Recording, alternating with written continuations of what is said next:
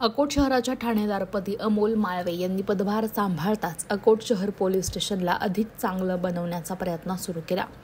पाहता पाहता Akot police station एक स्वच्छ सुंदर पोलीस स्टेशन बनले. या पोलीस स्टेशनमध्ये सगळीकडे स्वच्छता आणि सुंदरता दिसतीये. पोलीस स्टेशनमध्ये येणाऱ्या फिर्यादीला वेगळी बसण्याची व्यवस्था दिसून येते. सगळीकडे झाडे लावलेली असल्यामुळे हिरवळ दिसतीये.